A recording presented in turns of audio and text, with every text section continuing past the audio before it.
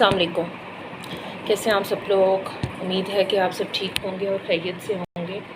अच्छा, आज मैं एक अनदर टॉपिक के साथ आई हूँ and it about GIS, graphical education system, ठीक है, and initials in spatial patterns. अच्छा, व्हाट इज़ GIS? अच्छा, when we talk about GIS, तो GIS means graphical education system. Graphical means anything that is graphed and we use to identify something for the system and we get to know।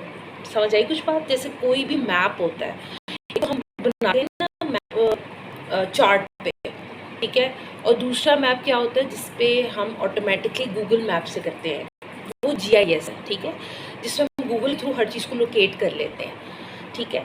तो ये क्या होता है? अच्छा, GIS में one I want to clear that GIS is about any type of arrow या pattern. Map जो होता है उसमें जब आप लोकेशन ओपन कर लेते हैं, फॉर एग्जांपल आपने किसी जगह पे जाना है, उस जगह के लिए आपको लोकेशन आपने ओपन कर दी, फॉर एग्जांपल जैसे गूगल में एक आता है, तो वो GIS होता है जिसमें एरो आके आपको एक सिस्टम या एक एग्जैक्ट जो लोकेशन होती है उसके बारे में बता दिया जाता है। तो GIS is what? anything that helps to identify the specific area with the help of a local map, ठीक है। तो इसमें सबसे पहली चीज़ आपकी अपनी इंफॉर्मेशन होती है, ठीक है, और इसमें ज़्यादातर ये होता है, ये ऑटोमेटिक वर्जन होता है। एक तो हम मैप चार्ट पे, पहले ज़माने में क्या होता था, पहले ज़माने में जो हम मैप्स ड्रॉ करते थे वो क्या करते थे, चार्ट पे कराते थे, चार्ट पे लोकेशन होती थी, वो भी GIS था। अब ऑटोमेटिकली हम गूगल के थ्रू किसी एरो की लोकेट पार्ट को, जब लोकेशन को हम खोलते हैं तो उससे हमें एरिया का पता चल जाता है, ठीक है।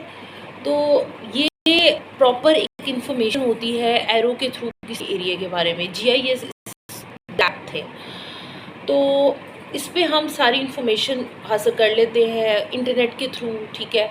और इसको करने का मकसद क्या होता है, जब हम इसको ऑटोमेटिकली कंप्यूटर में ड्रॉ करते हैं या कंप्यूटर में लोकेट करते हैं इसको, तो ये ऑटोमेटिकली हम एक 3D पैटर्न होता है मैप का, उसके थ्रू हम क्या करते हैं, उसको एक एरिया में लोकेट करते हैं, फिर उसी के साथ लोकेशन डाल के फिर हम एक एरिया के बारे में आइडिया कर लेते हैं। मीन्स यानी 3D पैटर्न क्या होता है, 3D में जिसमें हम डिज़ाइन कर लेते हैं मैप, ठीक है। लोकेशन अब रियल में आप कर सकते हैं, गूगल मैप हमारे पास उस वक्त आता है।